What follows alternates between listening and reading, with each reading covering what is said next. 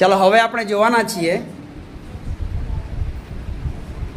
કે ડિજિટલ વજન પર આપણે જે વજન કર્યું હતું, હવે આપણે ડિજિટલ વજન પર એ ખરેખર વજન કેટલું આવે છે તે ચેક કરવાના છે. બરાબર છે? તો આપણે જ્યારે આ પથ્થરની વજન કરી લઈએ. પથ્થર ઉચકો ભાવિકભાઈ, કેટલું હતું વજન પહેલાં? 1300. ચાલો થાય છે કે નહીં? ચાલો નજીક નજીક થાય છે. જો થાય છે ને, બરાબર? 1300 ની નજીક નજીક થાય છે. ઉતારી લો. ચાલો બીજું કોણે વજન કરેલું? તાળાનું વજન કોણે કરેલું? તાળાનું વજન કોણે કરેલું? તાળાનું વજન કોણે કરેલું?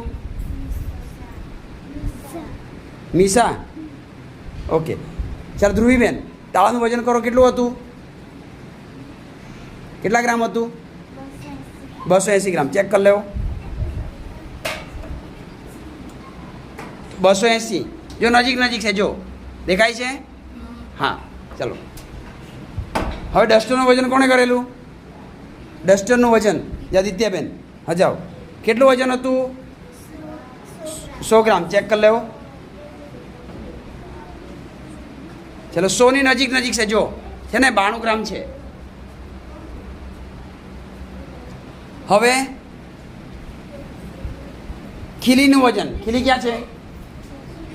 હા, ખીલીનું વજન કેટલું કરેલું? કોણે કરેલું? હા જાઓ ભાઈ કાઢો. કેટલું હતું?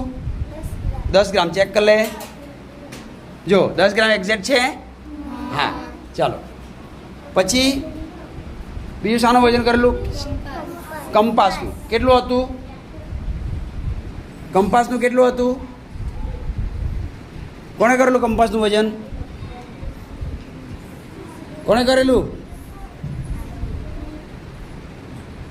ઓકે. ચાલો કંપાસનું વજન ચેક કરી લે. કંપાસ મૂકો.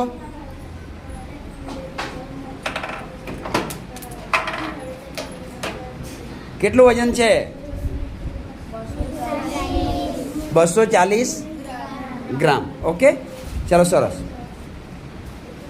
હવે આપણે આ વજનની ખરેખર એનું સાચું માપ કરીએ. ચાલો એક જણો વજનની લઈ લો. બધા એક પોતાનું લઈ લો. વજનિયા એક. ચાલો વાંધો નહીં, મળી ગયા. ચાલો કોના? ભાવિક, તારા હાથમાં વજન આનું છે 500. હા 500 ગ્રામ. ચેક કરો. હા 500 ગ્રામની નજીક છે. બરાબર ને? જો 500 છે. બરાબર ને? ચાલો